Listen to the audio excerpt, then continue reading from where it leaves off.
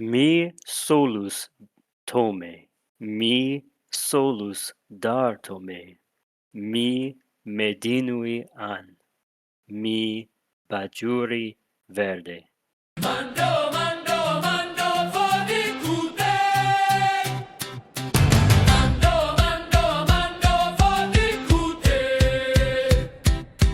Mando for the Kute. Mando for the Kute.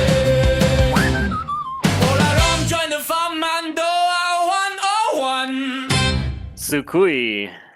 If you're listening for the first time, stumbled in here, I'm Anubis. I've been studying and working with Mando'a for nearly 10 years. I'm a linguist by hobby, and I am one of the contributors behind the Mando'a expansion project hosted on mandocreator.com. So if you want to find the latest version of the dictionary, you can check there. And I am here today, as always, with Velin, Olarom Nervode. I'm not a hobbyist linguist, as you all know by now, but I really want to learn Mando'a, and that's why I asked Anu to do a little bashur with me and teach me. So, just a disclaimer, as every time, we will put all new vocabulary that we haven't covered until now in the description, together with the link of former mentioned Mando'a dictionary on mandocreator.com. So, enough of that now. What have we been up to? We, meaning Anu and me and some voter of our Mercs costuming clan, were in Milan, Italy last week, and just so you get a little sense of what we were doing there, here's a little something for you guys, and warning for headphone users.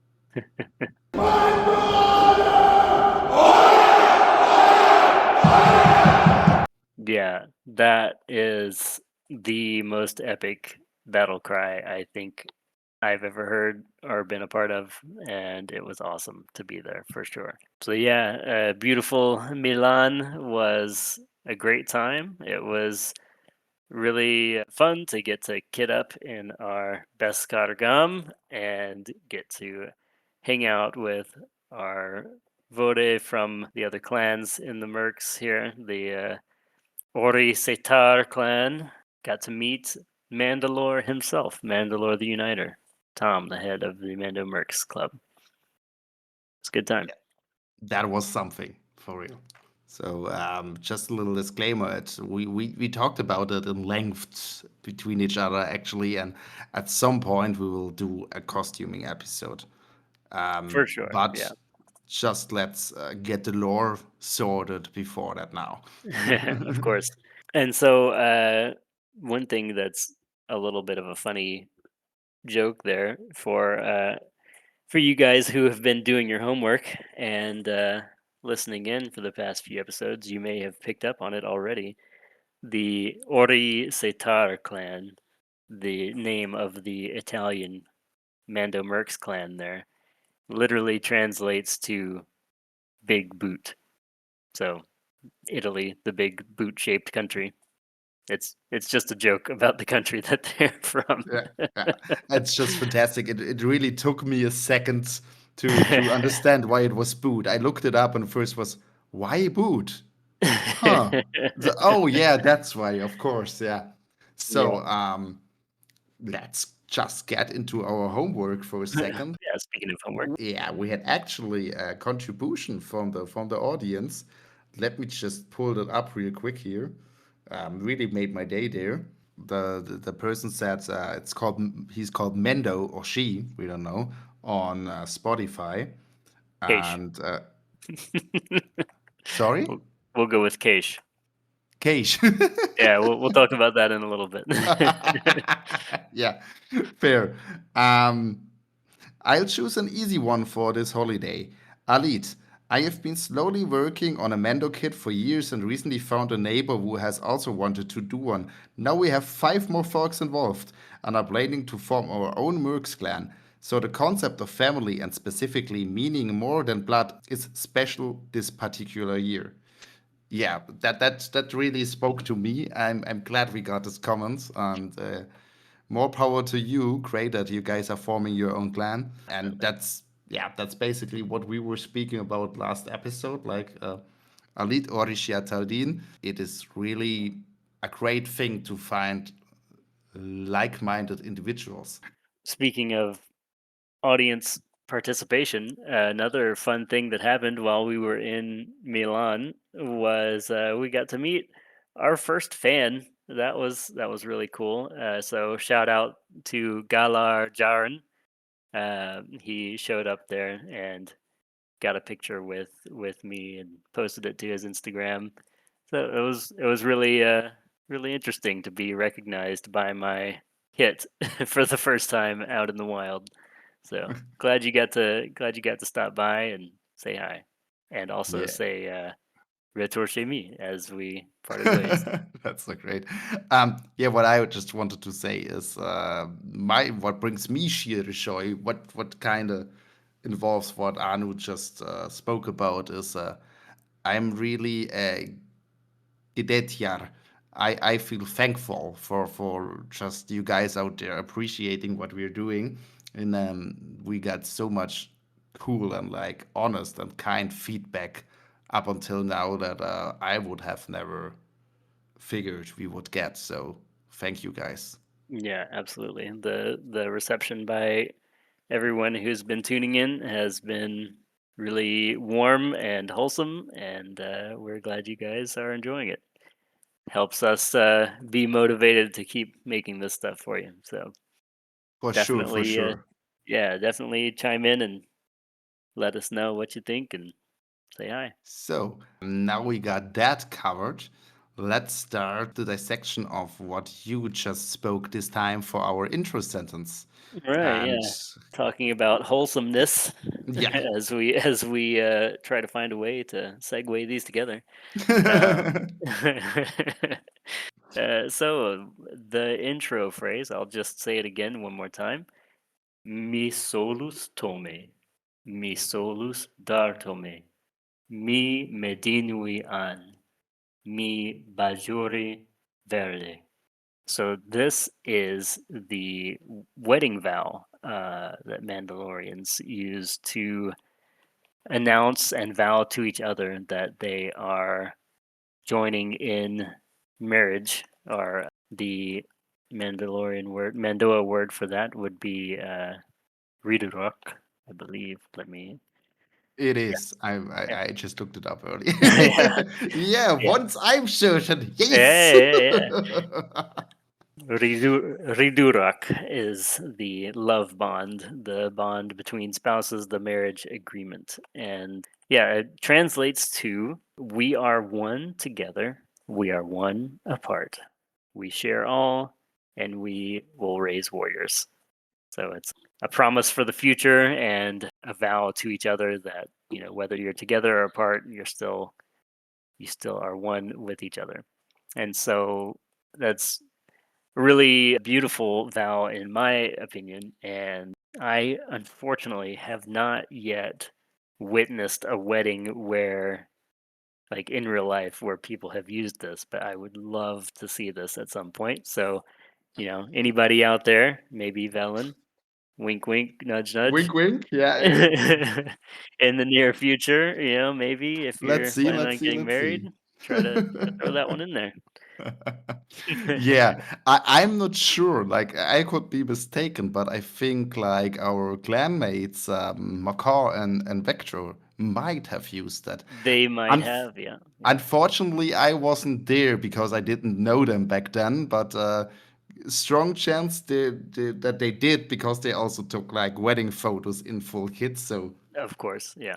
Awesome. great. Yeah, I just love that. Tanzila. My girlfriend already knew like I'm willing to negotiate most of things, but I need a row of Mandos like when I'm coming Absolutely. out to church. So yeah, Yes. no discussions there. So yeah, but what makes a ton of sense for me with the wedding vow actually is that the first part, right? Because society wise, you would be just by default be apart for some time, like Yeah, it when would you're on generally be campaign. expected, right? Yeah.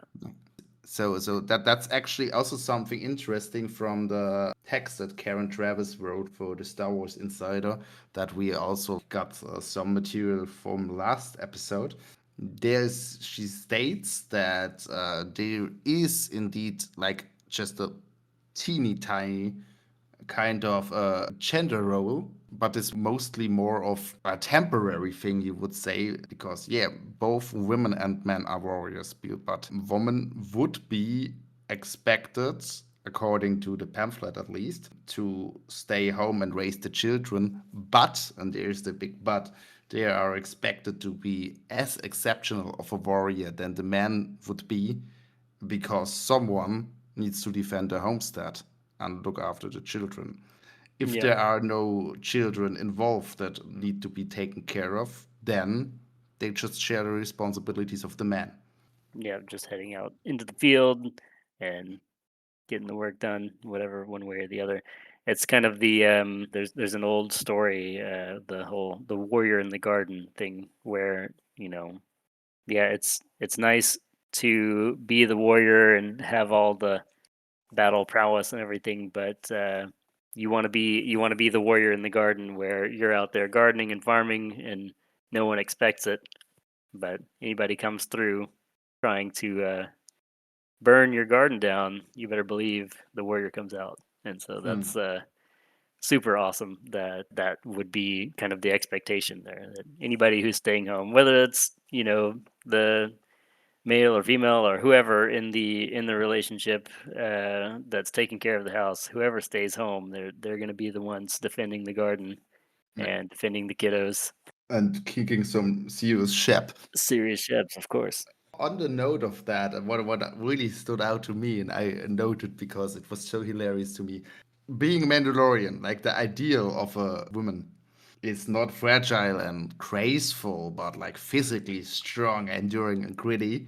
And therefore, there is actually like kind of an insult and swear word. That's a landur, and that just means delicate.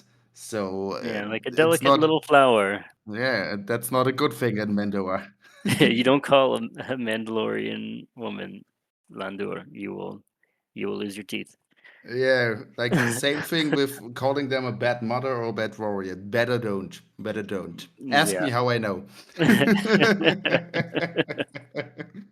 So Yeah. yeah, I've actually seen that a couple of times with people passing through trying to write some poetry or something in Mando'a and asking some questions, wanting to throw in Landur, and we're just like, better don't. I would say probably not. That's actually Just gonna gently fantastic. suggest you avoid that one. Personal safety Yeah, advice, don't. small piece of advice here. Yeah, Yeah. great. Also, interestingly, marriage is expected to last for life, which can be arguably cut short being a warrior. Yeah, yeah, that's true.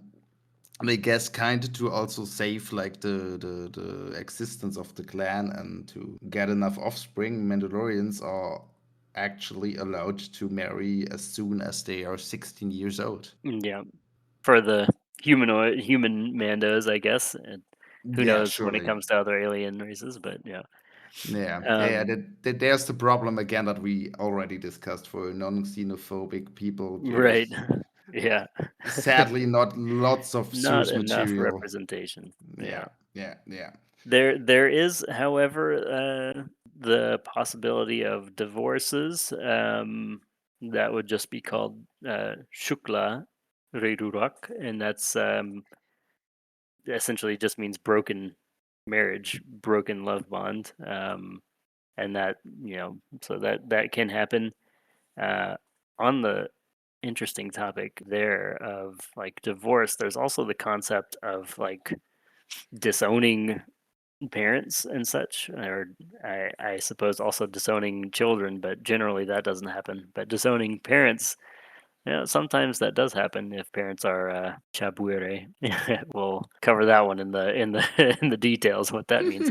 Um, But yeah, so that would be a dar buir, which is when the child essentially divorces themselves from the family, divorces Hmm. themselves from the parents. It actually would be considered a legal terminology in Mandalorian culture. Interesting. Yeah. So that's actually kind of what my sister did, but let's not to get Yeah, yeah. I'm sure there's a lot of times where that's happened, and yeah. some parents are not Yeah, wary. yeah, I mean, like if you don't fulfill your duty, you have Yeah. forfeit your respect, basically, you could say, right? Hmm. Like also there is not necessarily the expectation of you being, let's say, how would one say, Completely monogamous. Yeah. exactly, yeah, that's what I Yeah. was looking for. If you're like separated for a long time, there is kind of an acceptance that the other person would have needs. Yeah. Let's put it like that. Yeah. Yeah, the expectation there is they have needs to take care of, and that might happen. And if it does, that usually is not cause for shukla rirok. That's not cause for divorce typically. But the expectation certainly is that if there are any children resulting from such activities, that those are brought home and raised as Mando'ade. So yeah, it's in the same paragraph that talks about the adoption of war orphans, which we've talked about in a previous episode. Yeah, and so that's where more adoption would come in there, and the adoption of resultant children from extramarital activities. Yeah, just to disclaimer on all of this is that, as you mentioned, it comes from a sort of in universe article written from an outsider's perspective, studying one particular group of Mandos. So, yeah, maybe this isn't every Mandalorian culture altogether, but this is what, has been released out there in maybe former canon at this point, but hasn't yet been overwritten by current canon, and so we can reasonably say that this is at least what Star Wars canon would be at this point. So Yeah. it may have limited application if you're trying to apply the Mandalorian lifestyle in real life, as some of us are. But it's interesting to know about at least. I mean, that's like the free life, right? Just because there is something and it is interesting, it doesn't mean you need to do the same. Yeah, absolutely. Like, And of course, every I think that one of the coolest things that we've gotten from the Mandalorian show and Clone Wars and all of the different media that has come out with Mandalorians in it. One of the coolest things we've gotten from all of that is we've gotten to see so many different walks of life, like so many different subcultures within Mandalorian culture. And yeah, unfortunately, we haven't really seen, a normal quote unquote Mandalorian on screen hardly, but it's it really kind of bucks the trope that you see a lot in sci-fi of this monoculture where oh yeah, you've got these aliens, they live on this planet, the whole planet is this one climate, their whole culture is this one culture all the way mm, across the entire yeah, planet. If they have multiple planets, doesn't matter, every planet same culture. And so I really am glad, at least for the differences that we have seen in media with Mandalorians, because that it absolutely. mixes it up. It makes it interesting to have all these different subcultures and these differences between Mandos in different groups and different parts of the galaxy. Yeah, for sure, for sure. Like that makes it actually like believable. Because Right, as you exactly. said, like the old sci-fi trope of yeah, this one group is drinking milk for breakfast, therefore everyone is drinking milk for Yeah. breakfast.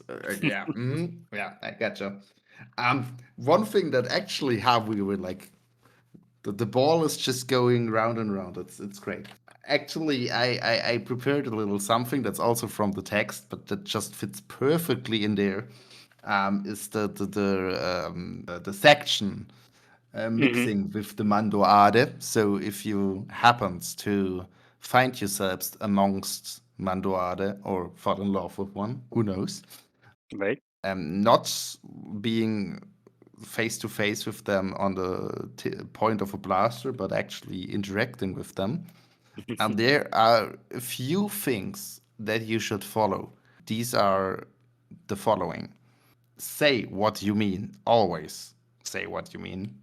Maybe the most important, treat elderly Mando'ade with reverence, because if they survive to such a veritable age, they're probably an exceptional warrior, and if you not pay them the due respect, they will take it from you, and will not be fun. That's for sure. Like, Yeah, that old saying, "Beware the old man in a profession where men die young." exactly, exactly, yeah. So, also interesting one there, but totally makes sense. Never refuse food or drink if you're offered it, because for a nomadic people, that's the biggest compliment you can be presented with. And of course, make a big deal of their kids. Yeah, make a fuss of their children. Yeah, Uh, uh, that one's my uh, favorite. yeah, makes sense. Like, yeah. So, also never hit on a Mandalorian or on a Mando'ad if you have not the intention to marry, Right. because we. Hmm.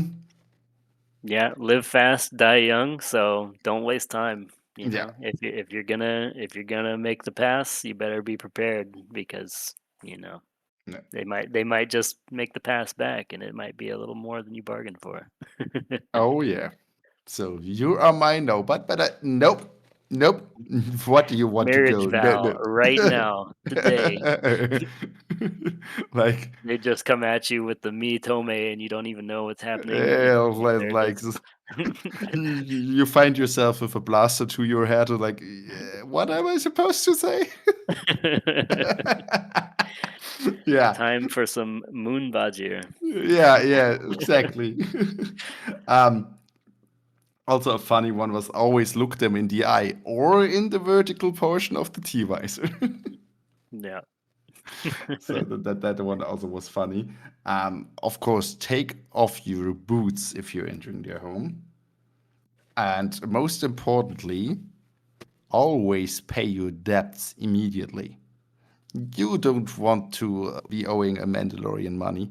You don't I want that. mean, yeah, a group of people known for hunting down people that have bad debts on their head. That's you don't want to fall into that group. No, not at all.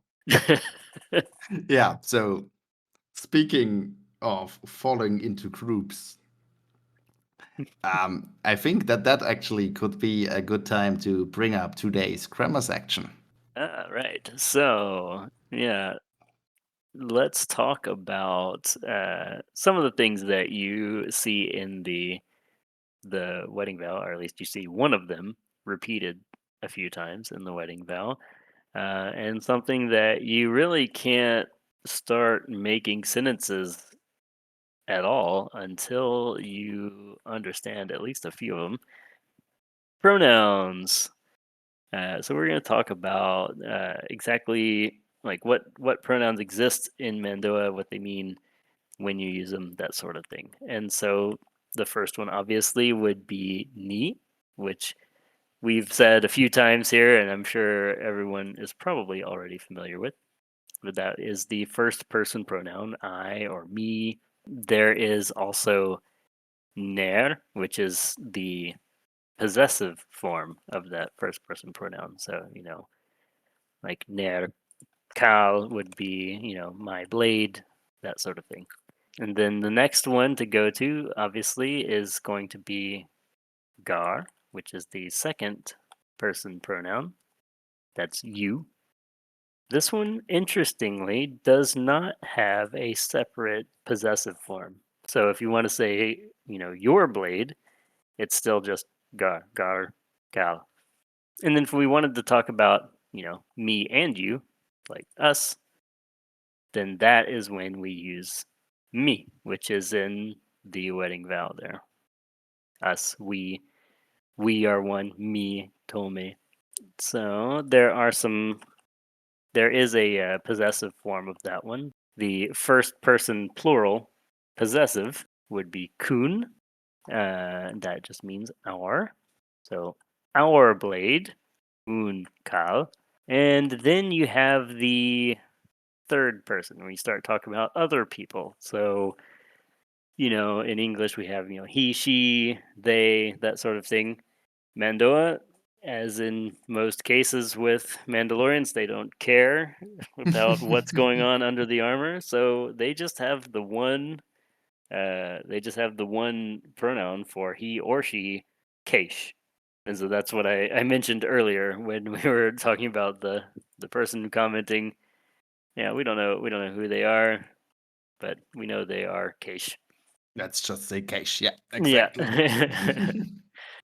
There is another third person pronoun, and this one is generally the plural, and that's val.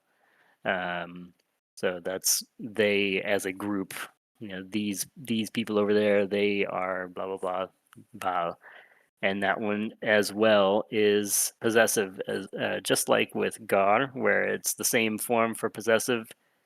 Keish and val also are their own possessive form, no separate form there. So it can get a little bit confusing if you're trying to make a sentence and it's ambiguous if you want to use, the possessive form or not for these ones that don't have a possessive.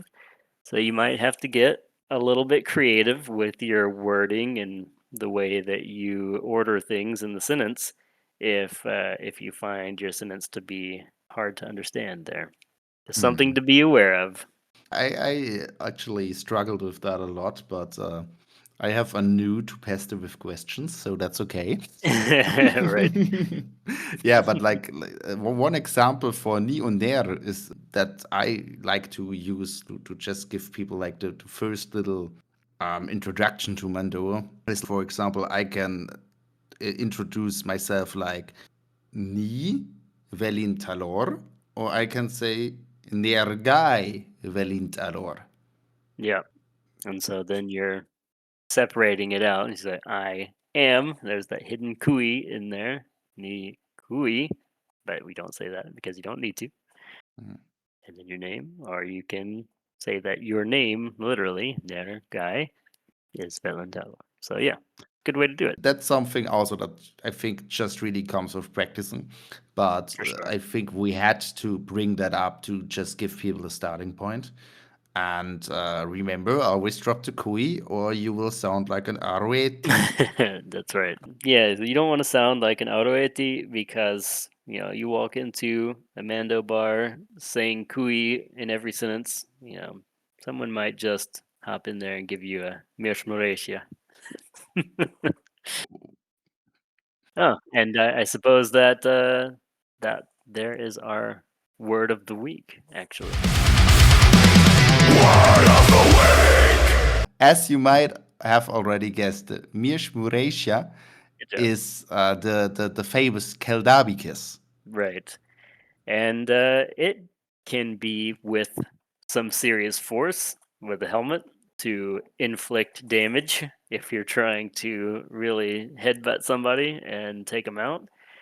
But it is also, kind of the way that Mando'ade actually kiss while in kit. If they've got their helmets on, it's a little difficult to lock lips there.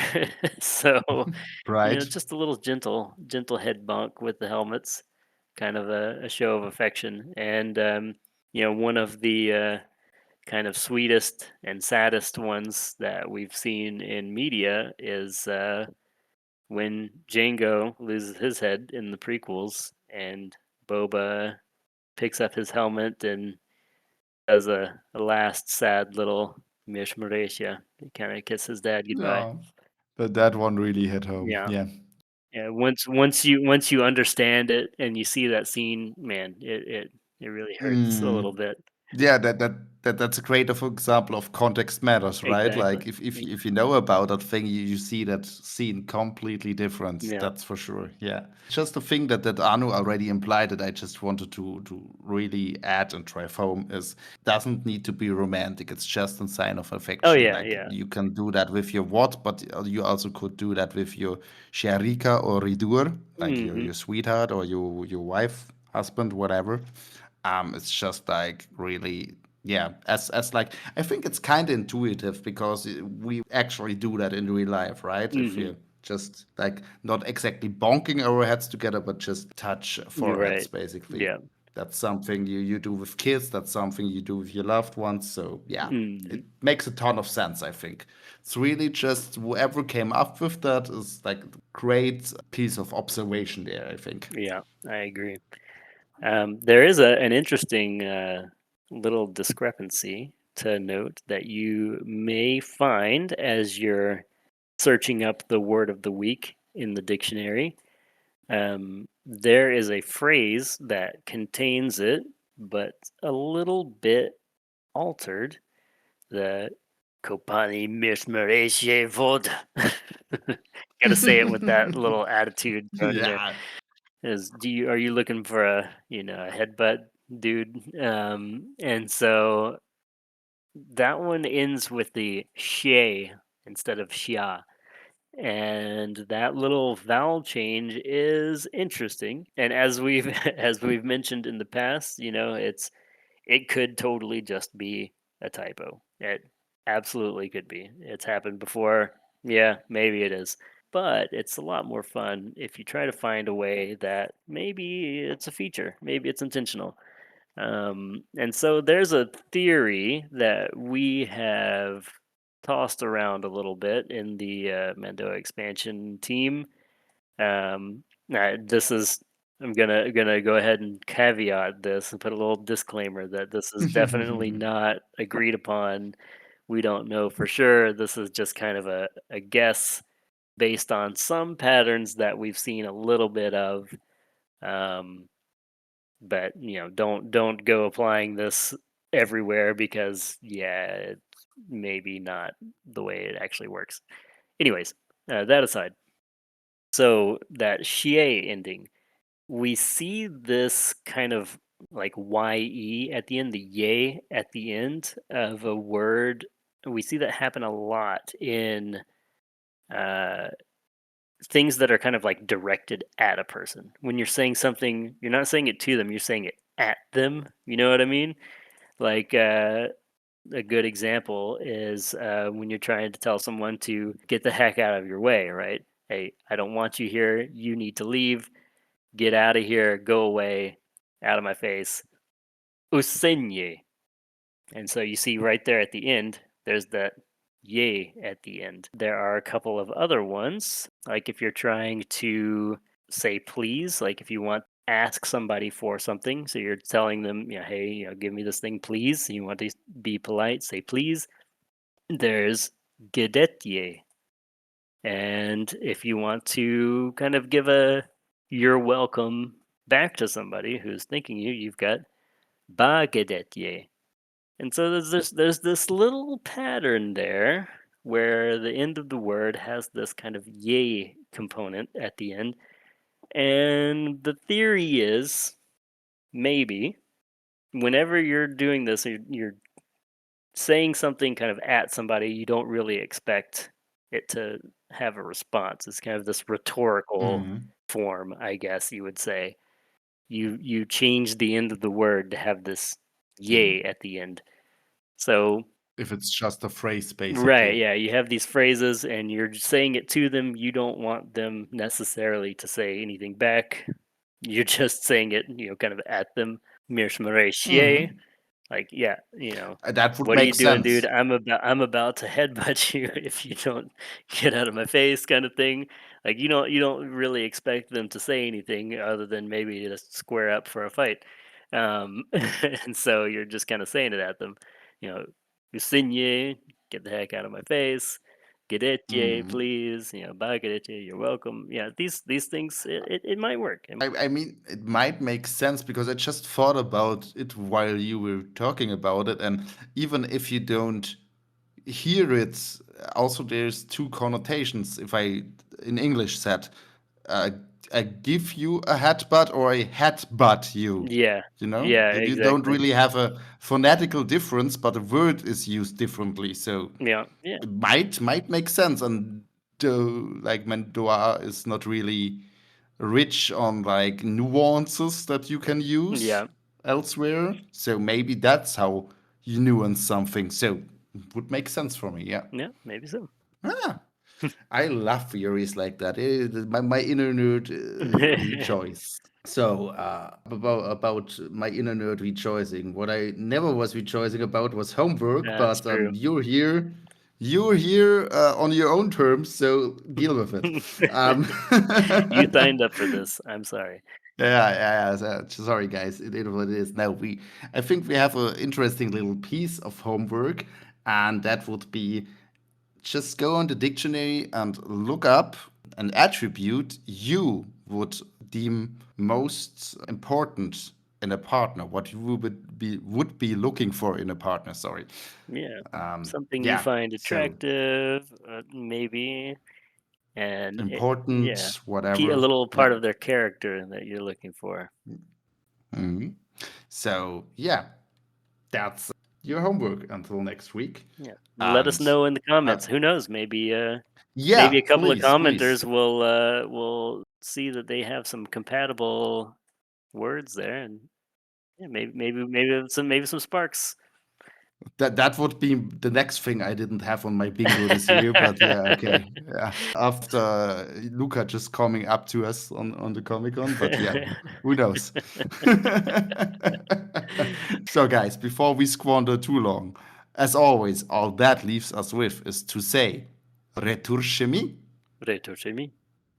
See you guys. Take care. Mando'a.